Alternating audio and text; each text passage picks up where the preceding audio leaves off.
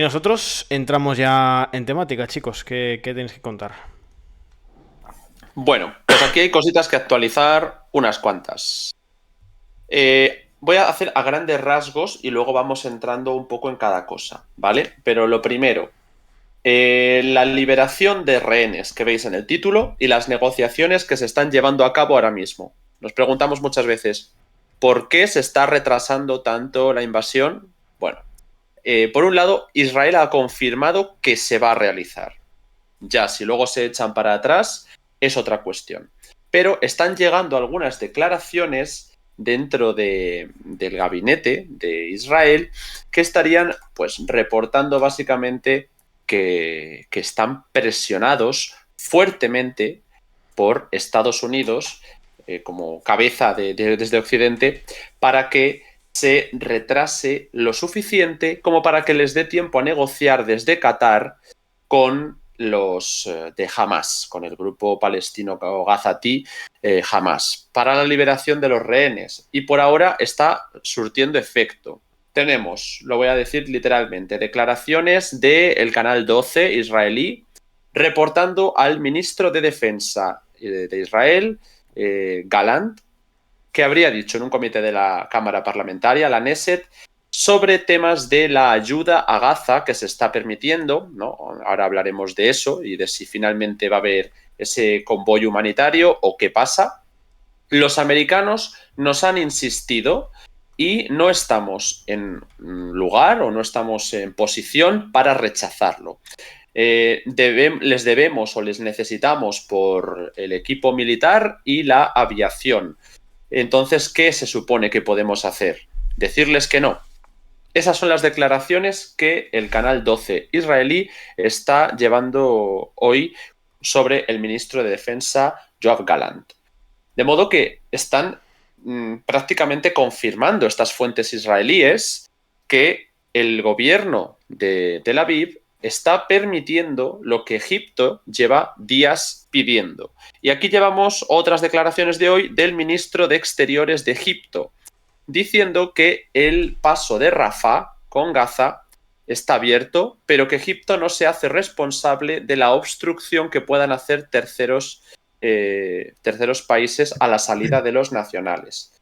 Es decir, ellos se supone, vamos a ver, porque hemos visto solamente imágenes de cómo se levantaban los bloques de hormigón, no tenemos todavía imágenes del paso del convoy, tenemos esa fuente de Reuters de las declaraciones señalando que sí que se estaría ya llegando a un acuerdo para abrir el paso en el cual pueda entrar el convoy humanitario con ayuda de todos los países que os hemos trasladado durante estos días, Jordania, Turquía, Egipto y algunos más, por ejemplo, europeos, pero también para permitir la salida de extranjeros, que es lo que se quería desde el principio. Por ahora no sabemos qué es lo que va a pasar. Con estas declaraciones, Egipto lo que está diciendo es que Israel fue el que bombardeó la frontera y que, bueno, ellos no se hacen responsables de que aunque esté abierto, pues siga siendo un paso inseguro.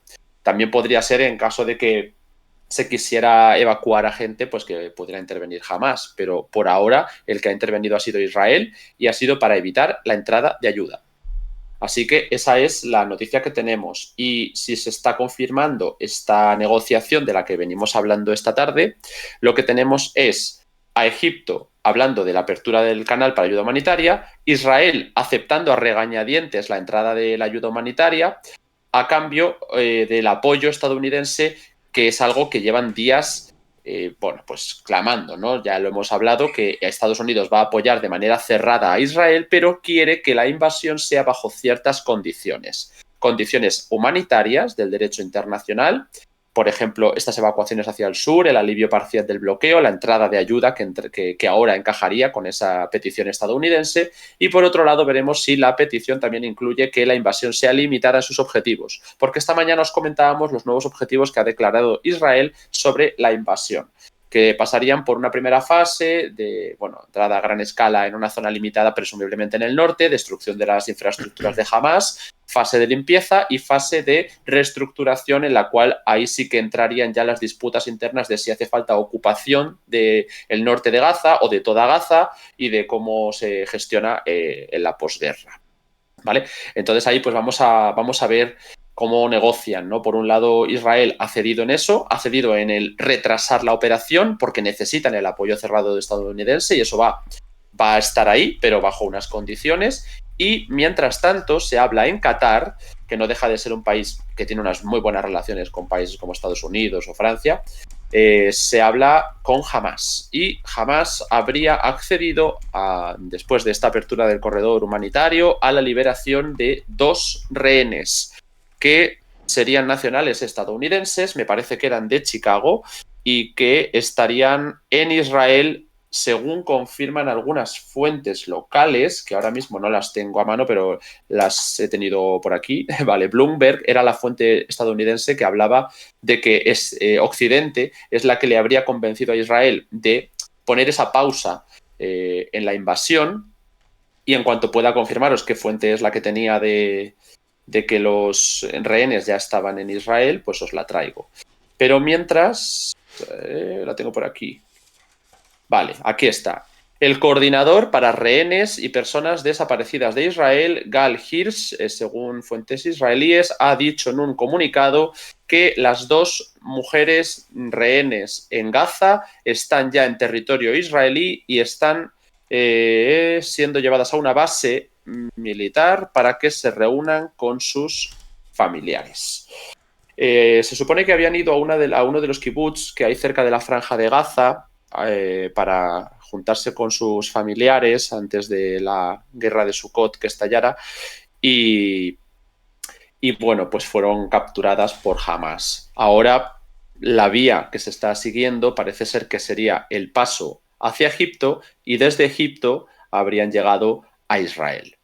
También Estados Unidos, como ya he explicado, pero países europeos, según Bloomberg, que mencionaba antes, habrían estado presionando a Israel para que retrasara la invasión de Gaza y ganar así tiempo para unas conversaciones secretas que habrían tenido lugar en Qatar para liberar a los rehenes. Entonces aquí hay dudas. Primera, ¿va a haber invasión? Porque Israel está cediendo en que, bueno, la va a poner en pausa y que tiene que organizar otras cosas y que se negocie con Hamas. O sea, son palabras gruesas. Aquí yo creo que nuestro compañero Manu ahora puede entrar a debatir sobre estas preguntas que lanzo al aire. Pero la segunda, el papel de los países europeos. Recordemos que acaba de ir Olaf Scholz, Rishi Sunak y Joe Biden. Son 3 líderes muy influyentes. Sobre todo, vale, es verdad que Reino Unido y Estados Unidos son clave, pero Alemania, con la cuestión israelí, tiene mucho que decir. No por nada histórico, sino porque se está mojando desde el principio de la crisis israelí. Es uno de los pesos políticos, sorprendentemente, porque no suele ser un peso político en crisis de este estilo en cuanto a la relación con Israel. Eso lo podemos analizar. Y lo tercero, porque ya planteo que si Israel retrasa la invasión o no la realiza, puede tener muchos problemas a futuro, ya que se ha puesto una inversión política ingente con el gabinete de concentración, una inversión económica, una inversión militar y un capital social en favor de la invasión, así como que hay un 80% según las últimas encuestas, pero he visto hasta un 60 o 70% de descontento con la gestión de Netanyahu y se le culpa por lo que ha ocurrido con Hamas.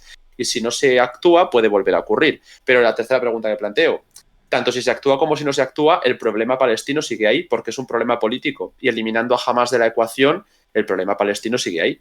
Entonces, vamos a ver si es peor el remedio o la enfermedad, porque una vez que sea ocupada la franja de Gaza, si es que lo es, porque también recibimos reportes de declaraciones israelíes que dicen que una batalla por Gaza tendría bajas israelíes tanto en soldados como en rehenes. Y bueno, pues esa posguerra puede ser casi más contraproducente, viendo cómo todos los países de la región se le están echando encima, tanto en el eje de la resistencia como no.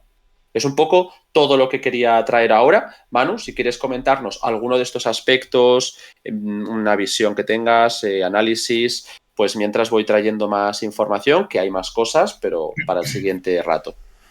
Sí, a mí me da la impresión de que Israel como que se creció muy rápido para quizá las circunstancias que hay. Realmente no pueden contar con Estados Unidos al 100%. Estados Unidos tiene en Israel un aliado de los más importantes en el plano exterior, pero a Estados Unidos esto le ha pillado en unas circunstancias complicadas. Le ha pillado con la guerra de Ucrania y le ha pillado también con el conflicto con China. De hecho, querían irse ya de Oriente Medio. Entonces tampoco puede Netanyahu y su gobierno, por una cuestión también de interés político, que ahora pues le conviene, no solo por la cuestión que muchos políticos israelíes puedan compartir, sino que a él personalmente le interesa esta operación, ¿no? No puede pretender que Estados Unidos se meta hasta el cuello en esto, haya quien caiga, o sea cuales sean las consecuencias. Además que ya lo plantea el gobierno, lo plantean los militares, que esto va a ser una operación larga, va a ser una operación complicada, que se puede ir metiendo más gente, y cuando digo más gente no me refiero solo a Cisjordania o a otros grupos palestinos, sino a Hezbollah, a algún que otro país más, en fin. Entonces, ahí es donde está el problema que veo yo a esta gente, que ciertamente pinta de que se van a meter en Gaza, porque digamos que ya han hecho una apuesta muy fuerte, en plano político y en plano también social. Pero si Estados Unidos no está por la labor, ciertamente puede, en mi opinión, puede dejar a los israelíes ante una disyuntiva muy peligrosa. Porque si Estados Unidos se pone Netanyahu de malas maneras, dice, no, no, esto yo tengo que ir. Estados Unidos puede decir, muy bien, pues tú vas, pero yo, cuando tengas que andar pidiéndome municiones, igual tardo un poco más en dártelas. Y es que hay que recordar que las dos administraciones, la Biden, que es heredera de la administración Obama, y la administración Netanyahu, que es heredera de los gobiernos de Netanyahu durante la década de 2010, ya tuvieron en su día bastantes roces. Y las relaciones políticamente hablando no eran buenas y tampoco son buenas. Entonces también eso es una cuestión a tener en cuenta. Estados Unidos ahora estaba haciendo Biden una propuesta, vamos, creo que lo dijo ayer, que planteaban mandar 100.000 millones me parece que eran 100.000 millones de dólares, la cantidad que iba a pedir a las cámaras, para Ucrania, para Israel y para Taiwán, ¿no? Y claro, ¿en qué circunstancias les deja esto? Que ya está la cosa en Ucrania complicada, que quieren, digamos, pasarle el problema de los suministros y de las municiones y de las armas, y también de la financiación del Estado ucraniano, ya están, digamos, intentando dejar ese peso en manos europeas y la cosa pues no pinta bien. Ahora viene Netanyahu con esto y dice, no, no, yo primero, que esa es otra cuestión, que si lo de Oriente Medio, ya no solo lo de Israel, sino una guerra regional, lo de Oriente Medio, se complica, pues probablemente Estados Unidos, digamos, sea otro motivo de conflicto interno, ¿no? Son aliados, pero probablemente Estados Unidos también va a tener ahí un problema. Es decir, oye, tú no me puedes aquí marcar el camino que yo tengo que seguir. O sea, yo te ayudaré, pero en las condiciones en las que a mí me convenga hacerlo también. Pues somos aliados, pero no soy yo en fin, tu criada, podríamos decir, ¿no? Que Netanyahu, ahí yo creo que es donde quizás, en mi opinión, ha pecado, ha errado.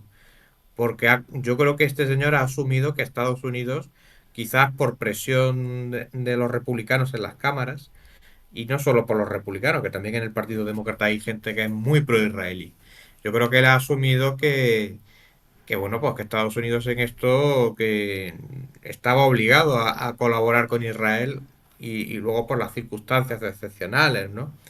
Pero yo creo que ahí ha errado el cálculo, hasta ahora por lo menos, en el sentido de que Estados Unidos no se ha dejado arrastrar y es más, da la impresión de que si se mete en esto, mandando portaaviones, implicándose, también tiene una intencionalidad que es controlar a Netanyahu en la medida que puedan hacerlo. Netanyahu o Israel como ya entidad política o administrativa, ¿no? Es un poco lo que veo respecto a uno de los puntos que planteabas.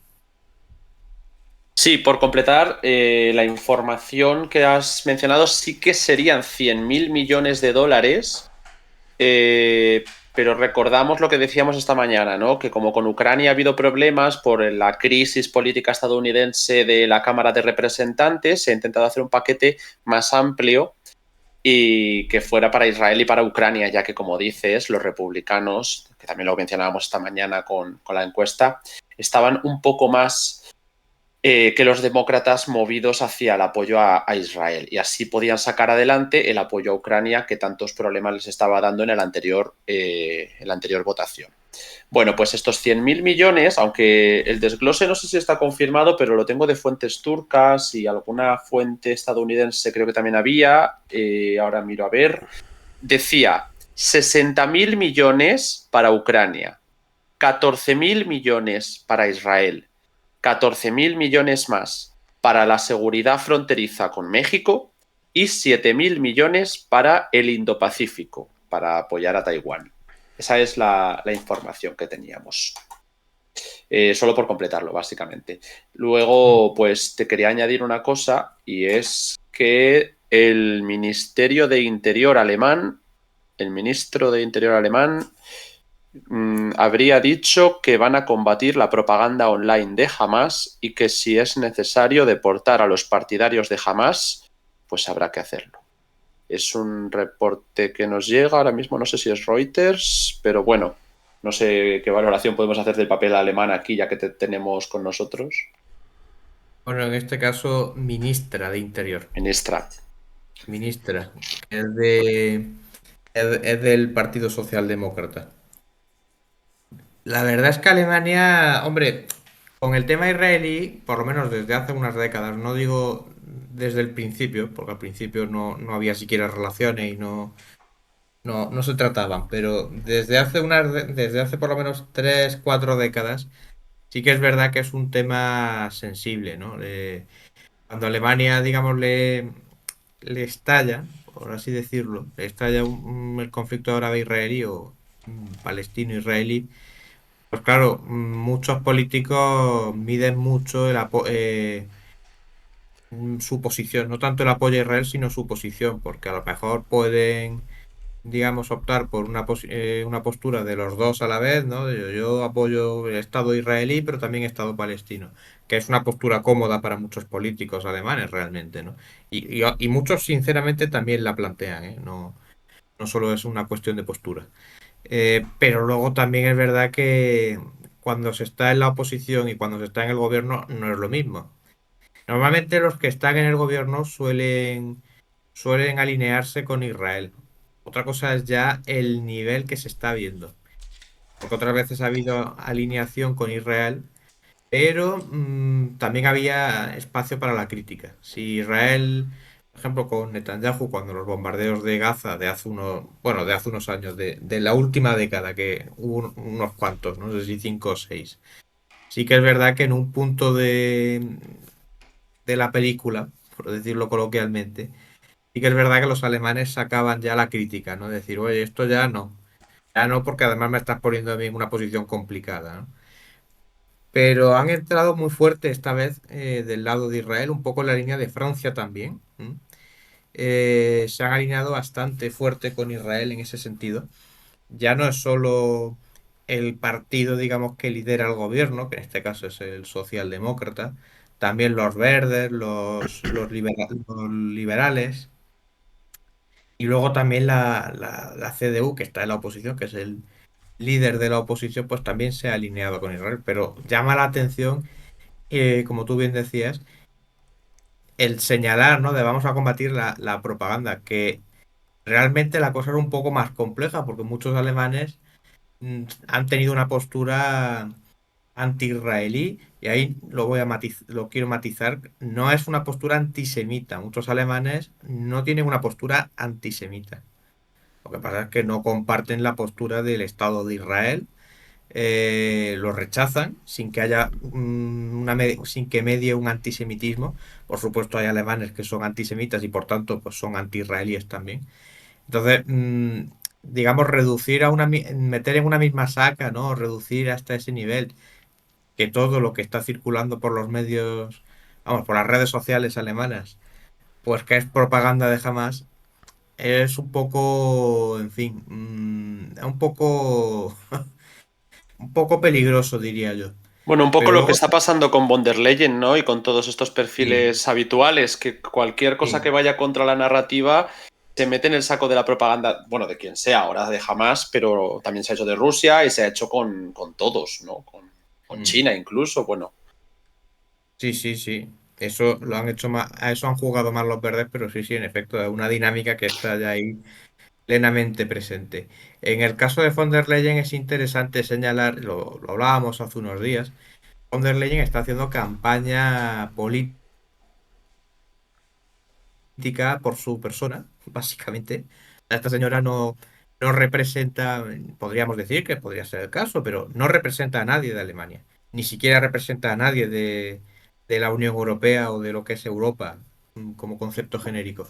La señora está haciendo campaña porque se ve ya con un pie fuera, sabe que se le está acabando el tiempo y yo creo que quiere seguir haciendo política o quiere vivir todavía de eso, ¿no?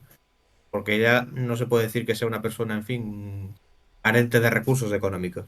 Y está haciendo campaña política a ver dónde se puede colocar. Entonces, el caso de esta señora ya es un poco más cantoso porque le han llamado la atención, por ejemplo, los irlandeses.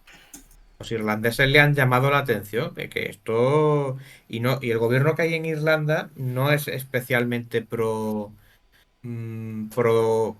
palestino, quiero decir, ¿eh? Que no, que si fuera a lo mejor el Sinn Féin o alguna cosa de estas, pero no está gobernando el Sinn Féin en Irlanda, No, precisamente. no, ni se lo planteen. Entonces, es curioso como también le llama la atención y dices, bueno, es que ya da esa sensación de se está pasando un poco esta señora, ¿no? De hecho, si me lo permites, lo que hay es una coalición cordón sanitario anti-Sinn Féin, para que veamos Sí. lo que hay. O sea, que incluso un gobierno de ese tipo, que están Fianna Fáil y Fianna Gael, me parece que están los dos, Los y no sé dos. si pero no están los laboristas. Pues ahora mismo no me acuerdo. Sé que estos dos son los que se iban a repartir el gobierno y se lo han ido turnando. En la derecha, esa es la derecha, esa es la derecha irlandesa, o sea, que no son pro-palestinos y para que hayan salido a cantarle las 40 pues ya tiene que ser la cosa de órdago. Entonces, yo creo que se lo están montando mal. En mi opinión, todos los que se han alineado,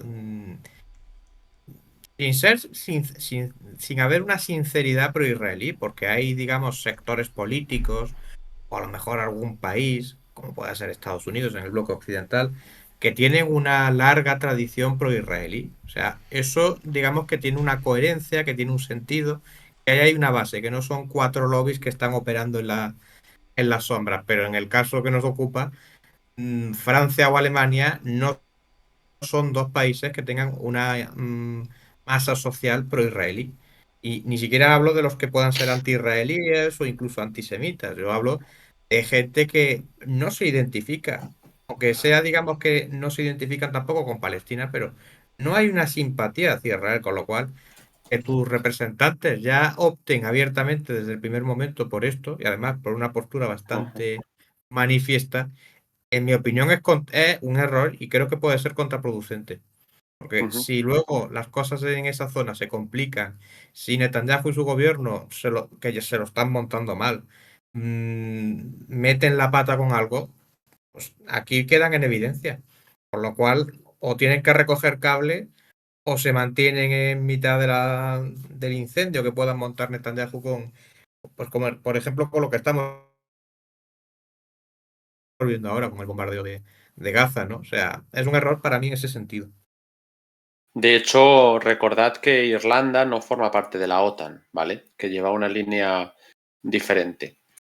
Bueno, nos preguntaban, por ejemplo, Manu, qué pasaría si el gobierno fuera de AfD, si hay algún posicionamiento claro.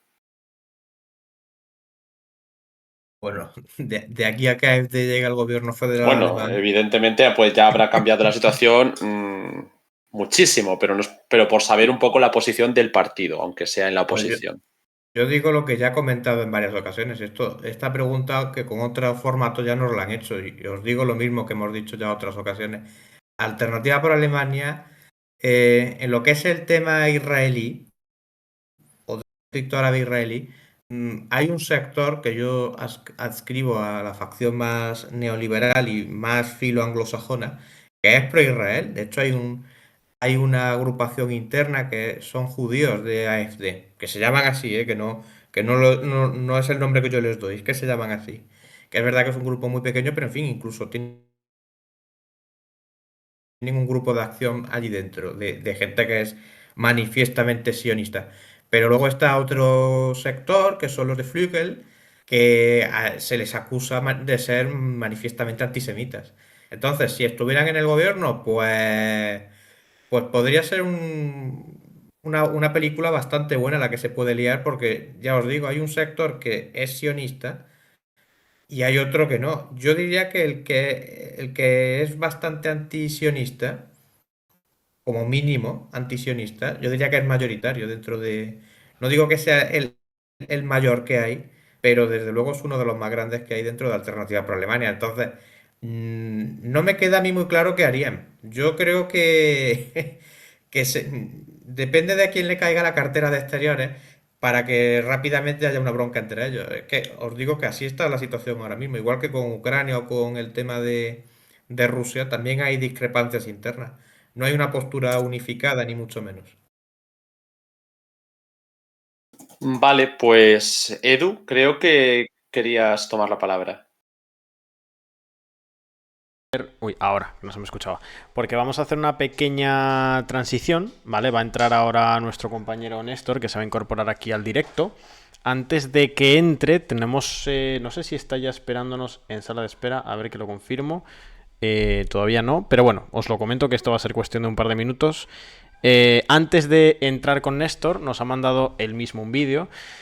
Nos va a estar contando un poco dónde está ahora mismo y algunos apuntes fundamentales del tema que nos viene a tratar hoy, que es muy importante evidentemente para entender el conflicto.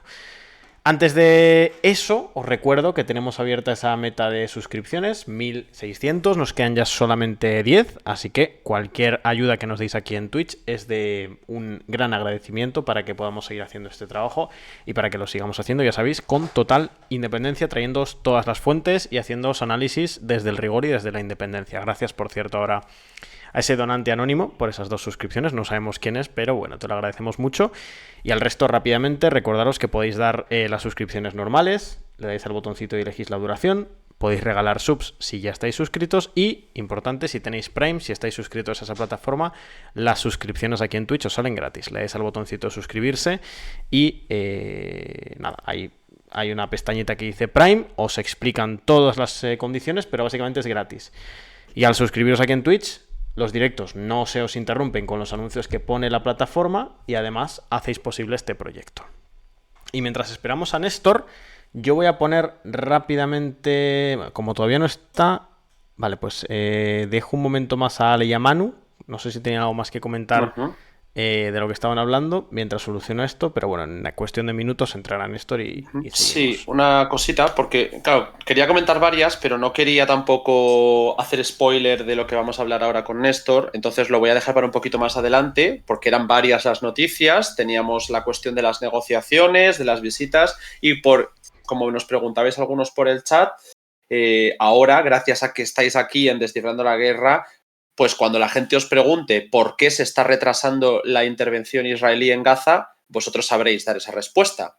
Estamos hablando literalmente de declaraciones de Egipto sobre que quiere la apertura del corredor humanitario, de Israel de que los estadounidenses y algunos europeos les están presionando para que se retrase y para que se cumplan ciertas cuestiones que no les hacen gracia porque han dicho, ¿qué les vamos a decir? ¿No?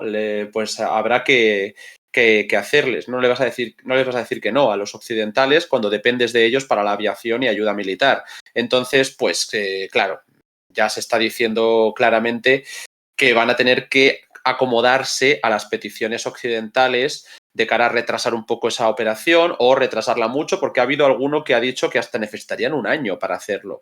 Pero en general, el mando político ya ha dicho varias veces que está todo aprobado, que se les ha dado luz verde y que ahora la pelota está en el bando, bueno, en el liderazgo militar de las fuerzas de defensa israelí para que terminen de organizar los pormenores. Pero hemos visto ya desplazamiento de equipamiento, la llamada a reservistas, entre 300.000 y 400.000, las últimas cifras que llegaron, o sea que está la cosa bastante en marcha.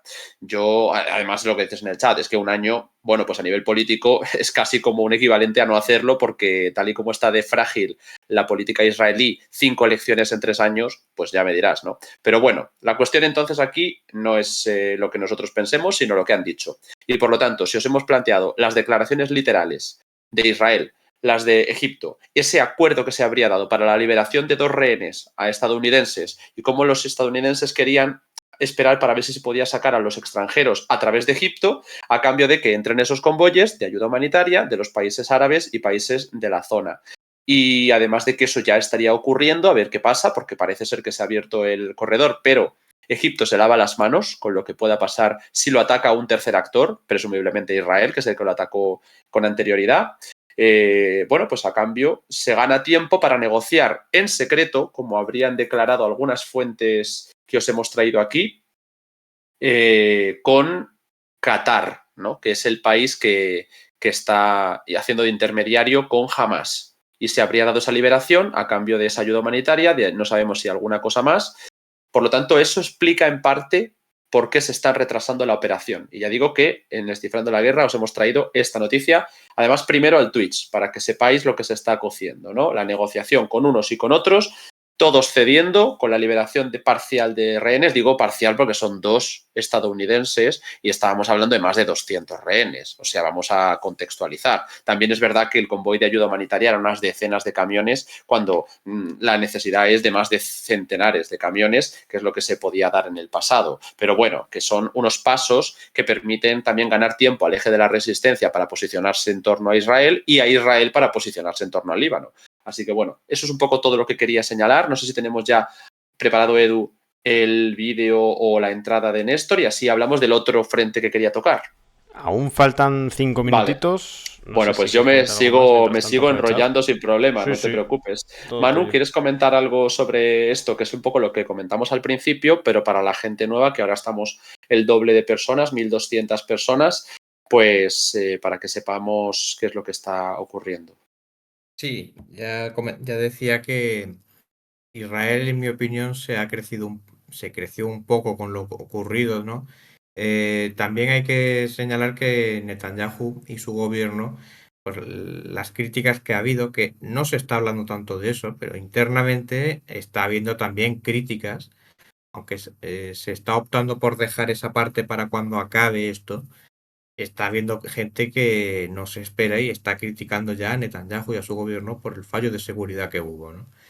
Entonces, esto no deja de ser una huida hacia adelante antes de entrar en ese tipo de debate, que desde luego no lo va a hacer Netanyahu. Es una huida hacia adelante para intentar tapar. Y yo creo que ahí es donde están, digamos, aspirando a llegar, ¿no? A un escenario idílico en el que logran imponerse sobre Hamas, pero claro, también decías tú, el problema palestino está ahí, por eliminar a Hamas, que ya veremos si es que de verdad pueden eliminar a Hamas, que no es la primera vez que lo dicen y luego no se cumple, no va a desaparecer. Entonces, solo estaría ganando tiempo, pero los problemas los sigue teniendo ahí. Y luego las cuestiones internas de Netanyahu, que Ángel nos ha hablado de ello, ¿no? Del tema de la corrupción, la reforma judicial, eso también va a estar ahí. Entonces, digamos que ahí se ha juntado lo que es la parte interna política israelí con lo que es el caldeado ambiente de la política exterior de la zona. Claro, es una relación bastante complicada entre ambas esferas. Y Netanyahu ahí, yo creo que no. Netanyahu y su gobierno no es el único. No, en mi opinión, no ha jugado bien sus cartas. Y luego, pues, la parte de Estados Unidos, que también lo mencionaba al principio. Estados Unidos es un aliado de Israel, de los más importantes, y viceversa. Pero una cosa es que sean aliados y otra cosa es que Estados Unidos esté ahí dispuesto a lo que le convenga a Israel.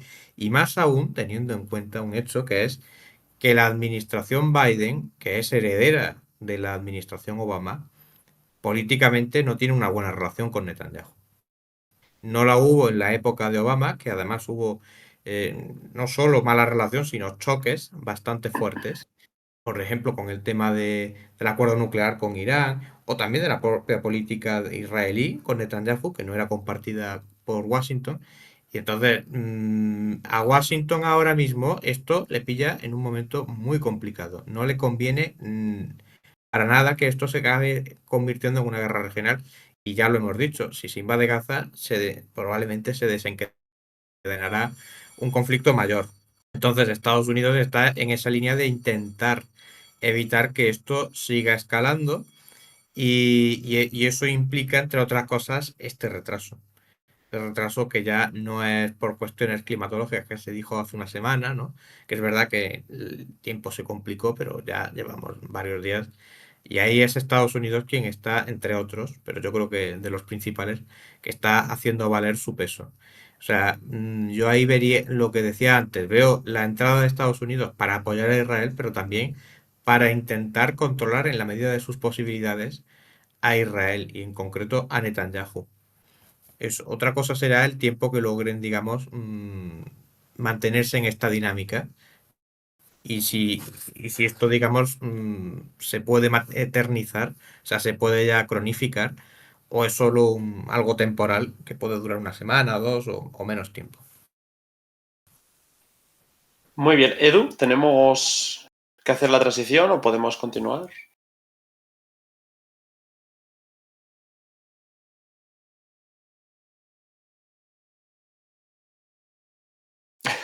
Bueno, pues nosotros vamos a seguir y ya nos dirás cuándo sea, porque Hay- yo pregunto, ¿hay preguntas que podemos ir respondiéndolas mientras?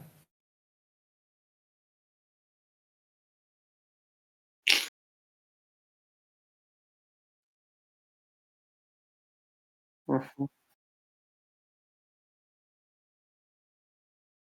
Mute, mute, mute. Ahí está, solucionado. No, digo que me ha vale. preguntado Manu por si podía encontrar preguntas. Estaba diciendo que como han estado trabajando ellos bastante estos primeros minutos del directo, no ha habido muchas preguntas, pero ahora mismo, dejadlas en el chat. Estoy actualmente mirando el chat. O sea que cualquier pregunta que paséis ahora mismo la voy a ver y voy a seleccionar para pasársela a Ale o a Manu.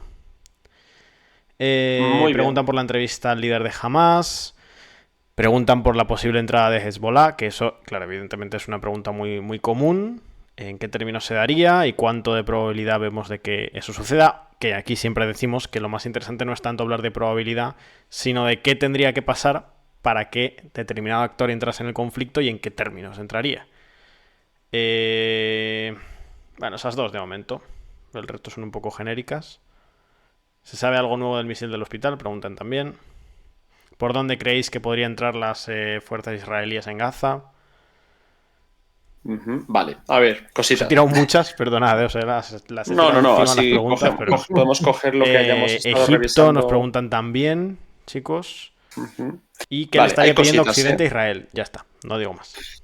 Lo de Occidente creo que es lo que más hemos explicado, así que lo hago rápido, y es que se cumplan las normas internacionales humanitarias. Y por lo tanto, pues eso, lo de las evacuaciones al sur, el alivio parcial del bloqueo con el agua en el sur, con el cruce de Rafah, que también lo pide Egipto, ya lo contestó también de golpe, y con lo de los corredores humanitarios, que existan vías para evacuar a los civiles, a los extranjeros, y bueno, por ahora se están centrando evidentemente en los rehenes extranjeros, pero esos son las principales demandas de Estados Unidos y de Occidente. Y bueno, no sabemos exactamente qué países occidentales son los que habrían puesto esas condiciones, pero sí que la mayoría de los que han ido de visita pues ha sido para dar apoyo férreo a nivel militar y ha sido bastante sonado, ¿no? Sobre todo el caso de Alemania, de Reino Unido y de Estados Unidos. Francia puso sobre la mesa una visita, Emmanuel Macron, pero no se ha dado todavía. Sí, en el chat nos preguntáis lo de la ayuda humanitaria mientras haya rehenes, pues eso es lo que dice Israel, que no, que mientras haya rehenes, que no hay ayuda humanitaria, que lo que hay que hacer es mandarles toneladas de explosivos, es lo que ha dicho el ministro de Seguridad Nacional, y otros más, ¿no? Pero bueno. En general, lo que comentaba de Francia, que está todavía sobre la mesa, pero no se ha concretado nada, parece que viendo cómo está poniendo el tema se retrasaría de nuevo, y, por ejemplo, también Zelensky ha propuesto hacer una visita a Israel. Esto ha sido llamativo porque, por lo visto, le han dicho que no es el momento. Así que, bueno, pues se ha centrado los líderes occidentales en ello. Han ido también algunos ministros importantes, James Cleverly, Annalena Baerbock y Anthony Blinken. Si os fijáis, son los tres precisamente que luego han ido los presidentes. Bueno, el primer ministro, el canciller alemán, que lo confundo. Y por último, pues las cosas que os habéis preguntado sobre Egipto, es importante el caso de la cumbre. No sé si os acordáis hace unos días que hablamos de la cumbre que iba a haber en Amán, en Jordania, y que se canceló después de lo del hospital. Bueno, pues el líder de la Autoridad Nacional Palestina habría ido luego a Cisjordania. Joe Biden al final se quedaría en Israel, y el presidente egipcio tenía pensado hacer otra cumbre en el Cairo.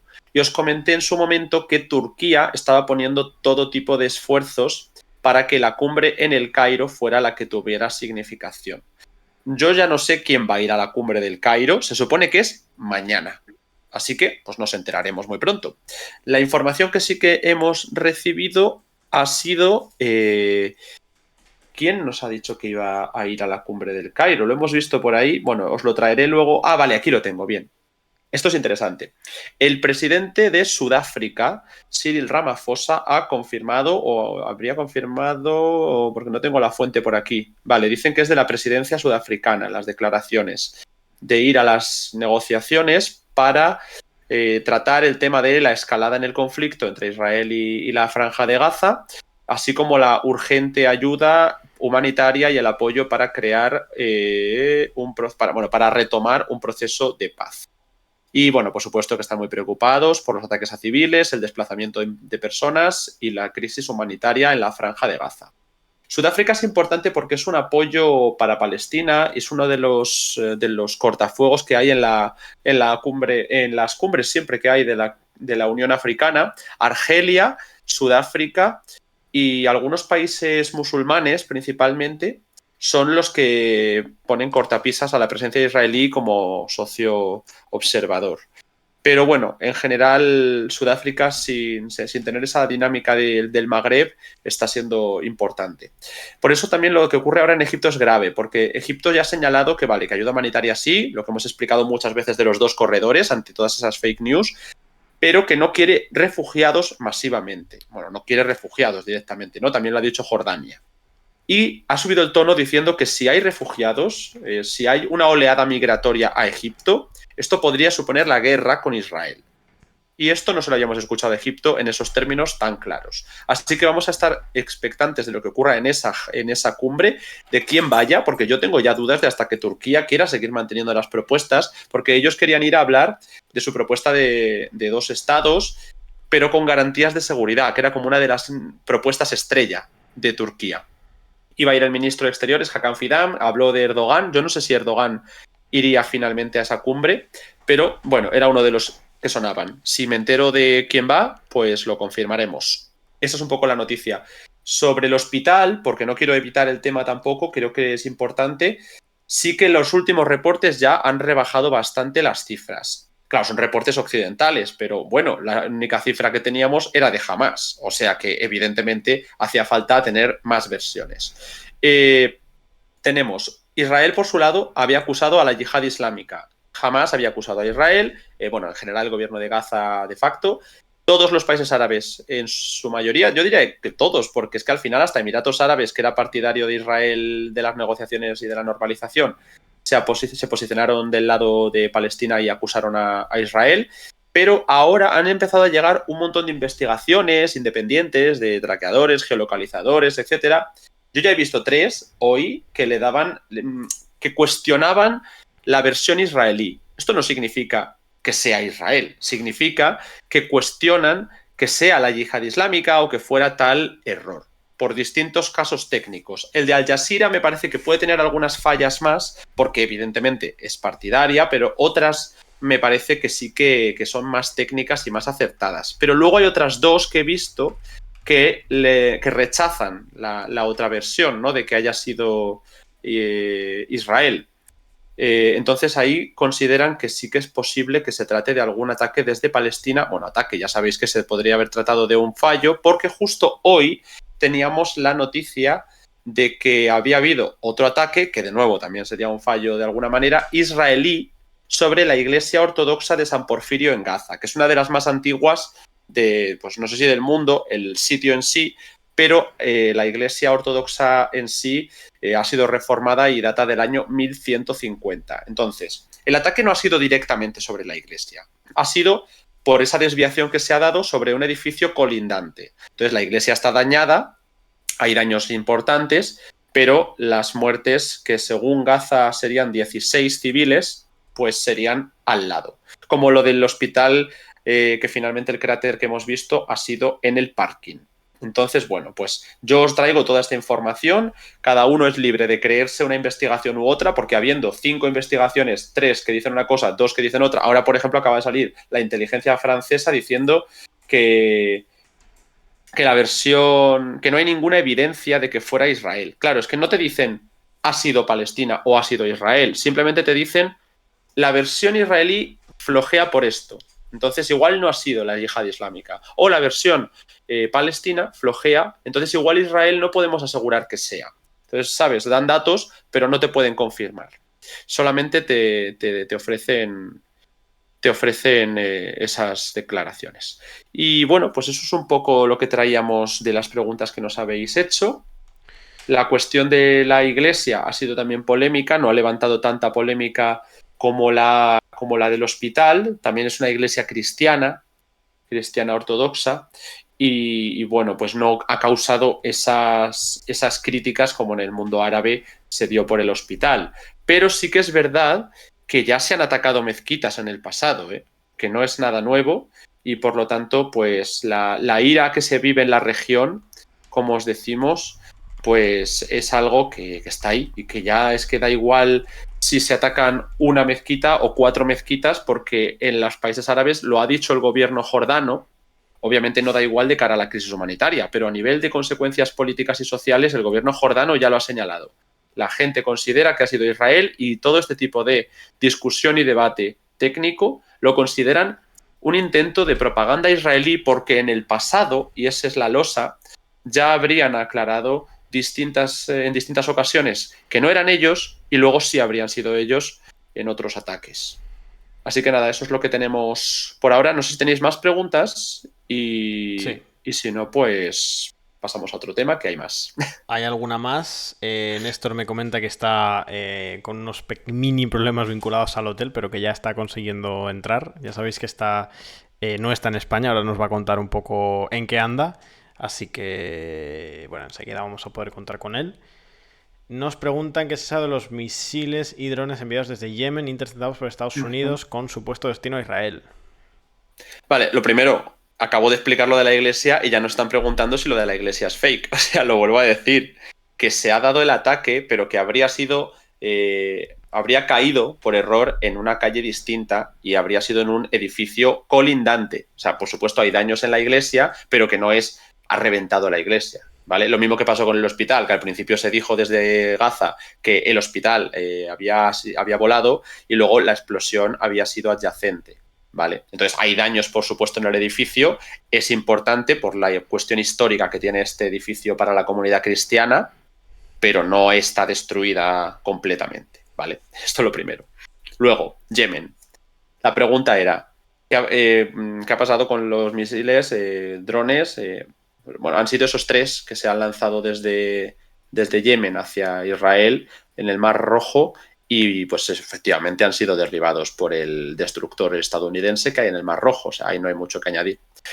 Simplemente que los hutíes ya habían prometido meterse en todo esto, y aquí lo tenemos, ¿no? La reacción de los hutíes, y bueno, pues van a seguir presumiblemente dando esta respuesta, pero nosotros no sabemos si esas defensas estadounidenses van a poder ser sorteadas a través de los ataques yemeníes, porque nosotros no sabemos las capacidades que tiene ahora mismo los hutíes de evadir una respuesta tan fuerte como la presencia de un destructor estadounidense en el Mar Rojo, ya que es imprescindible para ellos que los ataques aéreos vayan por esta ruta o atraviesen Arabia Saudí.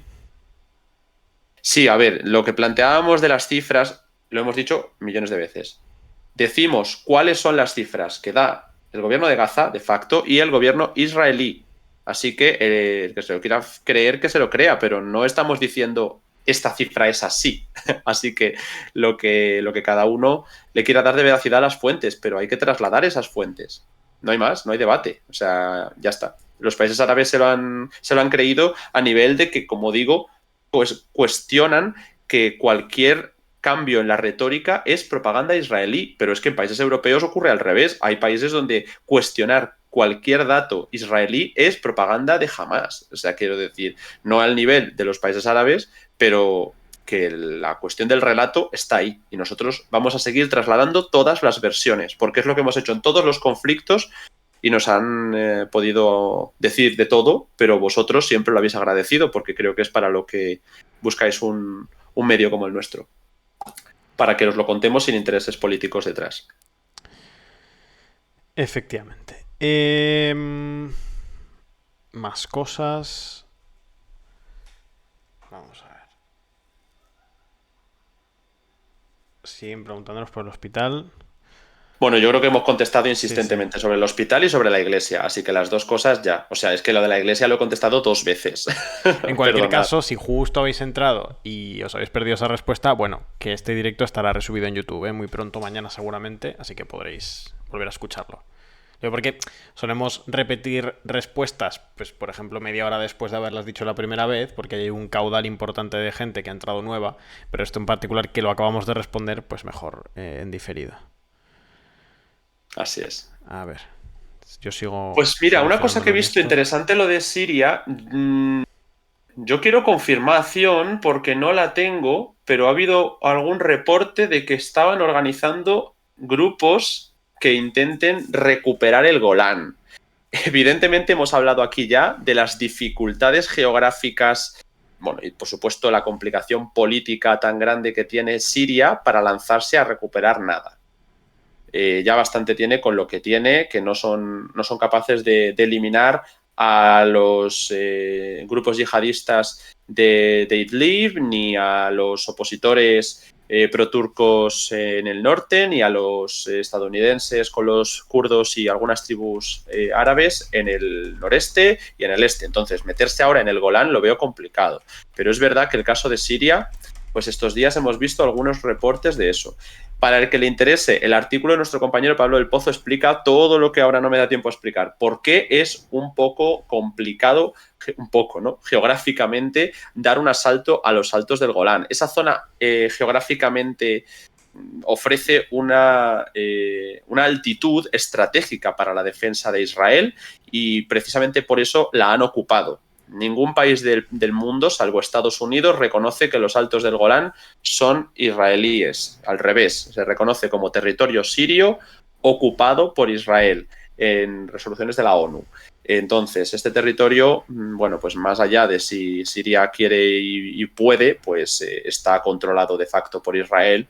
Y además, en el artículo, Pablo explica bastante bien cómo la inferioridad numérica se compensa con la altura de manera muy, muy notable. Así que yo os recomiendo el artículo porque no sé si este lo tenemos en acceso exclusivo, creo que sí, pero no estoy seguro ya porque hemos publicado muchos en abierto esta semana y si queréis acceder a él, pues tenemos el QR, ¿vale? Lo recuerdo porque como no lo he dicho desde que entramos y llevamos ya casi una hora.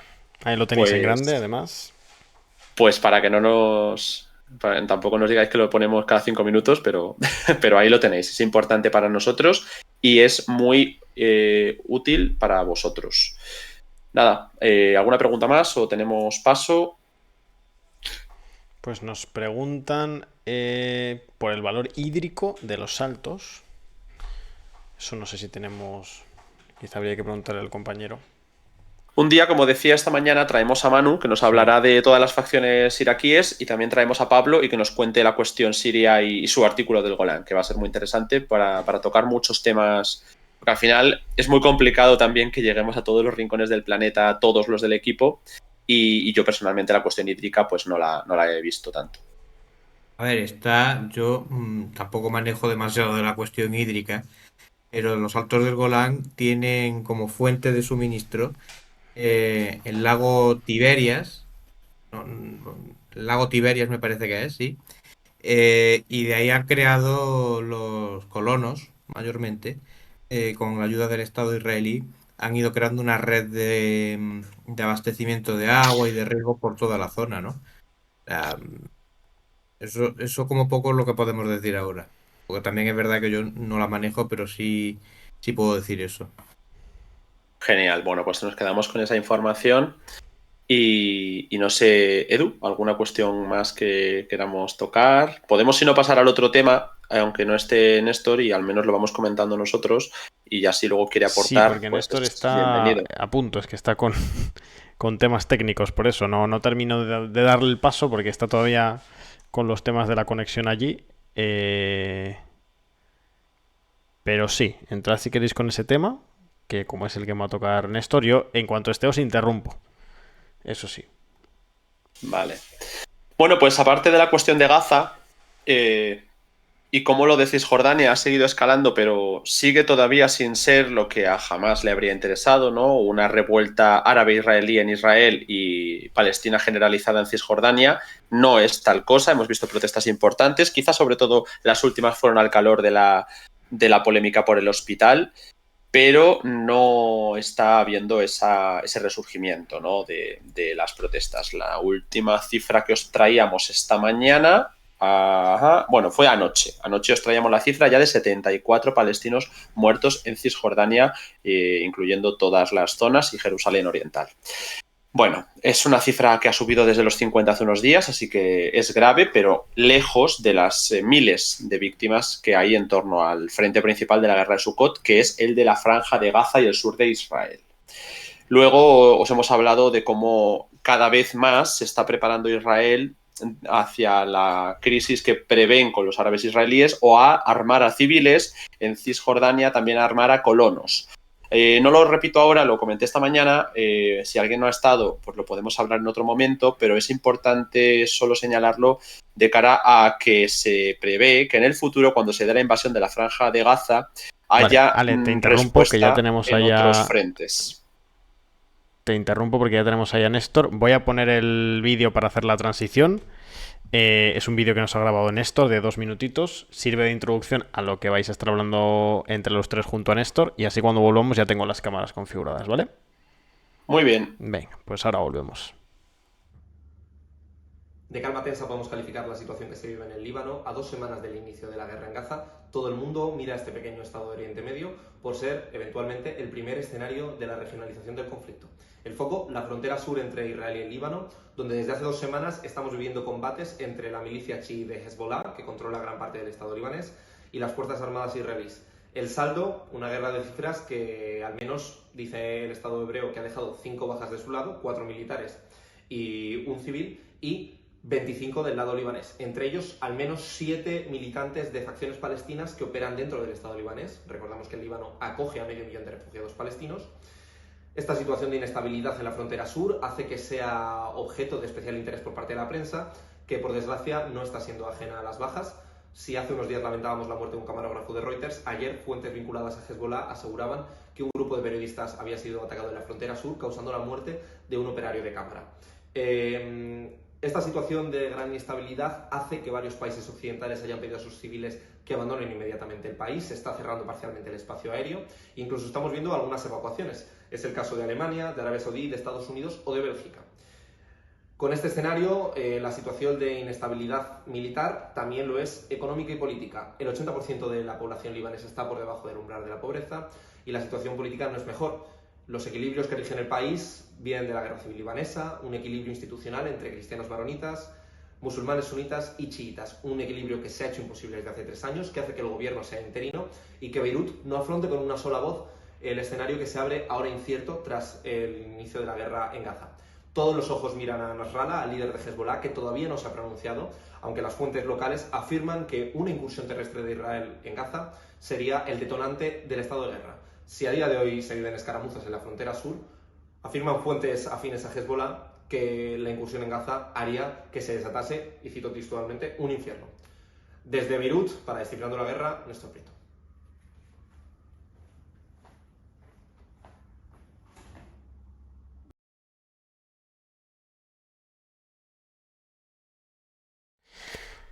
Vale, ya estamos de vuelta. No sé si me escucháis. Sí, se me escucha. Vale, efectivamente. Pues yo ya os dejo con mis compañeros. ¿Qué tal, Néstor? ¿Cómo vas? Bueno, pues accidentado, pero bien, disculpad la tardanza. Espero que se haya podido escuchar el vídeo y espero que se pueda seguir ahora el directo.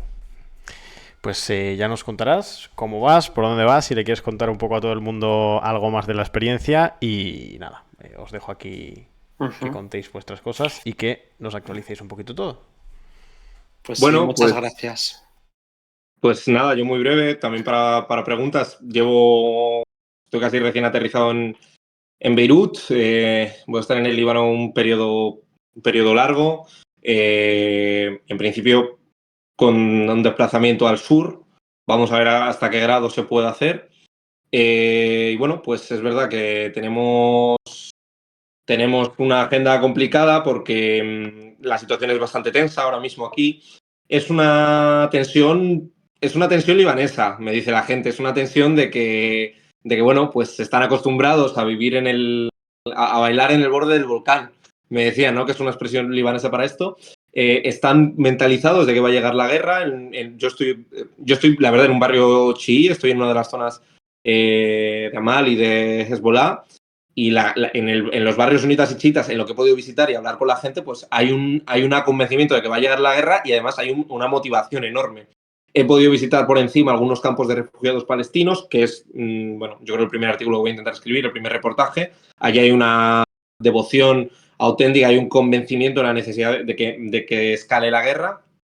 Y bueno, pues vamos a ver qué se puede hablar con los partidos que hay. Es muy importante señalar que en el Líbano, lo decía en la conexión, hay 500.000 de refugiados palestinos, ya de varias generaciones, y por tanto, a lo complejo del escenario político libanés, que tiene como actor fundamental a Hezbollah, ¿no? Ahora mismo, y los combates que tiene en el sur, hay que sumar la variante palestina interna. O sea, Beirut es un hervidero. O sea, Beirut, yo lo decía en mi Twitter, o sea, Beirut tiene ahora mismo pintadas, o sea, hay franjas enteras de negra en muchas zonas en solidaridad con Gaza, hay 500.000 de personas en todo el país y Beirut concentra una gran parte. Entonces, la situación que hay es de una calma tensa, interesante. Yo diría que con una normalidad pasmosa, si no estás acostumbrado, pero que bueno, ellos dicen que es lo normal y que lo que tienen ganas es que llegue el desenlace. Los reportes que me decían, luego lo he comprobado con las fuentes locales y sí que es información que va llegando poco a poco, ¿no? Era que hay unos 30 mártires, dicen ellos, en el sur del país desde que han empezado los enfrentamientos estas 2 semanas, y decían, y esto es el dato que yo no estaba leyendo, que luego tienes que buscar, pues es que muchos de ellos están siendo brigadas palestinas que están participando. Las brigadas del Frente Popular para la Liberación de Palestina, las brigadas de Hamas, las brigadas de la Yihad Islámica, que están participando también en el sur del Líbano. Es decir, la voz cantante, sin duda alguna, la está llevando Hezbollah, pero no está siendo ella sola la que está realizando esas operaciones. Y de los 25 muertos, entre 25 y 30, al menos 7 son milicianos palestinos. Eso nos dimensiona ya y nos da una idea de la coordinación que hay. Pero bueno, como estoy acelerado y no sé si hay preguntas, prefiero, no sé, que comentéis vosotros. Bueno, lo primero, Edu, no sé si querías comentar algo, pero hemos llegado a la meta, así que la vamos a actualizar y a daros las gracias a todo el mundo porque, claro, este tipo de contenido que os hemos traído, incluso desde el terreno, ¿no? En varias ocasiones, pero esta desde el Líbano, la última, bueno, pues es la que tenemos que agradecer ahora mismo a nuestro compañero Néstor por traernos esa información desde allí. Sabéis que recientemente pudimos entrevistar también a la periodista Ethel Bonet, que también está en Líbano, y bueno, pues que hemos traído muchas veces información desde muchos puntos del globo y creo que vale la pena apoyarlo en el chat y bueno, pues ya sea con subs o en la web, que yo creo que es donde, como digo, todos ganamos más, vosotros, nosotros y el medio en sí.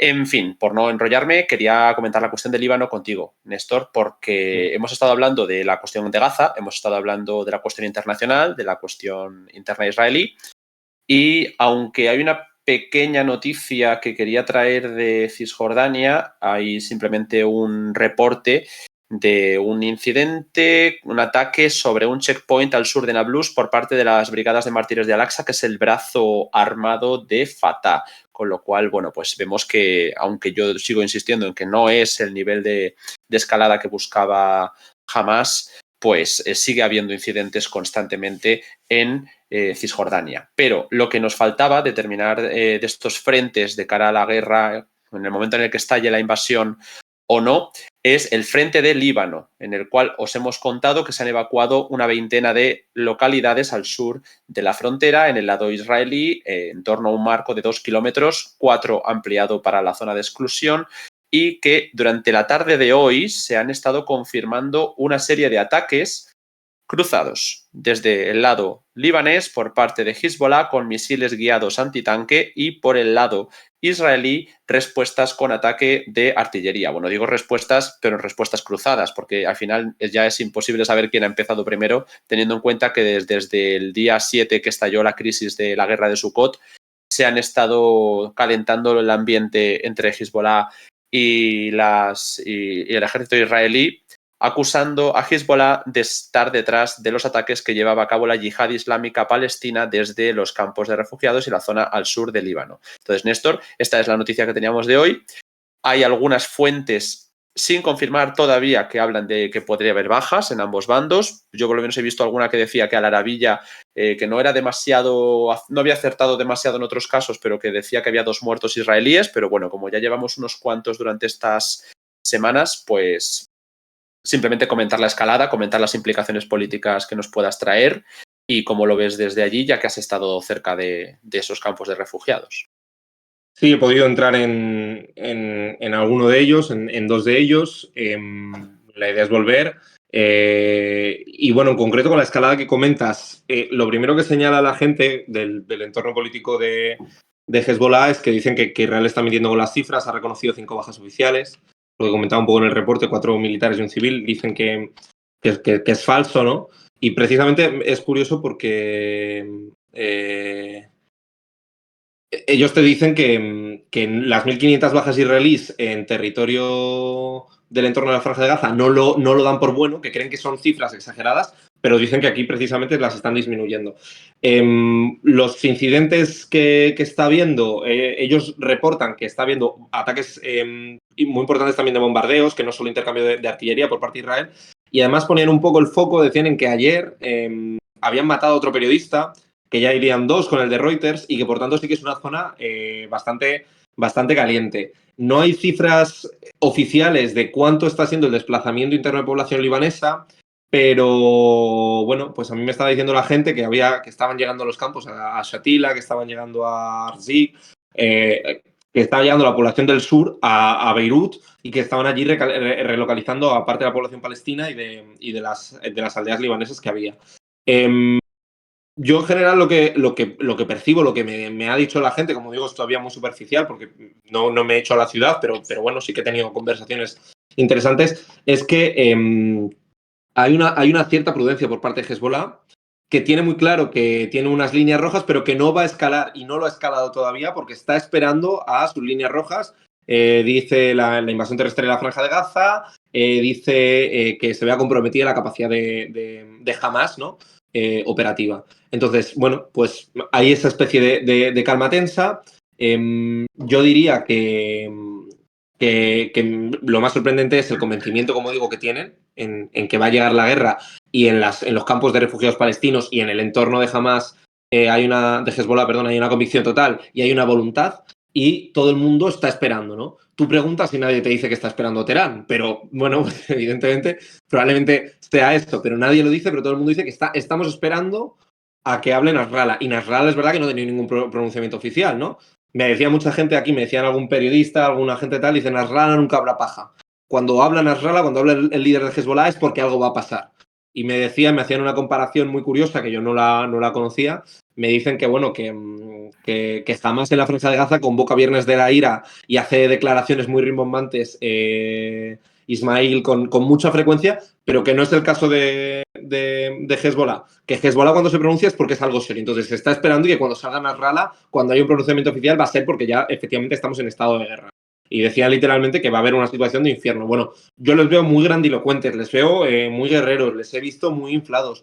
No sé hasta qué punto será verdad, pero como digo, hay como una especie de contención y todo el mundo dice, va a llegar en algún momento, si invaden Gaza o si jamás se ve contra las cuerdas, pero va a llegar. Y cuando llegue, no van a ser escaramuzas, va a ser el infierno. Bueno, habrá que verlo. Bueno, hay muchas cosas que nos están preguntando, te lo digo porque una de las cuestiones que han señalado es, dicen, a ver si corres tan rápido como hablas, porque entonces tendrás más posibilidades, ¿no? Pero fuera de bromas, nos han preguntado muchas cosas que la gente está muy interesada por lo que nos puedas traer. Por ejemplo, lo que has comentado de los periodistas que han fallecido en los ataques. Si se sabe algo más sobre ellos, ¿no? Aparte de la cuestión de Reuters, que ya nos has comentado y hemos traído en otras ocasiones. También sobre las medidas de seguridad que estáis llevando a cabo, a ver si estáis teniendo cuidado. Y eso yo personalmente, habiendo estado en Ucrania, tampoco soy el más adecuado para preguntarte esto, pero el chat tiene interés en ello. Y también nos preguntan quién es Nasrallah, para que contextualices un poco la figura del líder. Además, bueno, vamos con esto. Luego, si quieres, hacemos más preguntas, ¿vale? Para que no nos acumulen. Y voy a dar las gracias rápidamente a Cosaco Bellaco, que nos acaba de dejar 5 subs de regalo en el chat. Muchas gracias y seguimos para objetivo. Néstor. Bueno, a ver, por el momento yo no he tenido ningún desplazamiento a una zona de conflicto. Yo he entrado en un vuelo regular ordinario. Es cierto que ahora ya se está empezando a cerrar el espacio aéreo libanés. Bueno, hay países europeos que han pedido y están empezando a evacuar a sus ciudadanos. Bélgica lo ha declarado hoy. Estados Unidos yo creo que fue ayer. Entonces, bueno, yo de momento la situación que hay en Beirut, ciudad, no es una situación de una gran inestabilidad, de una gran inseguridad.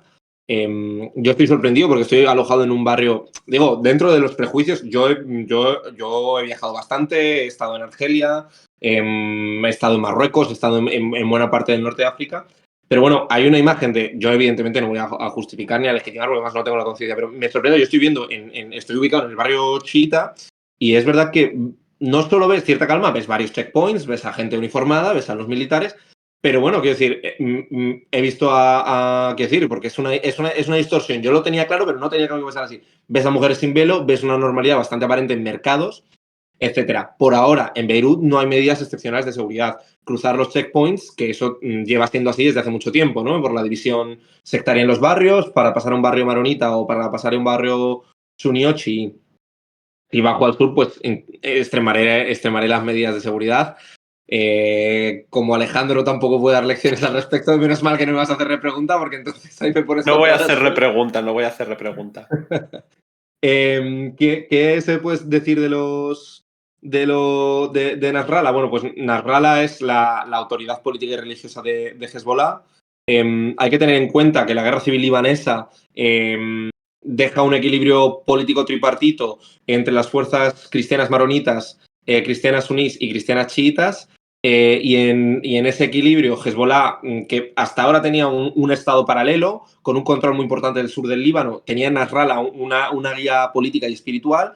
Más recientemente, Hezbollah asume también competencias de gobierno en los años previos, es decir, entra ya dentro de lo que es el ecosistema institucional y no solo el paraestado libanés que existía. Y bueno, tiene un discurso panárabe muy grande.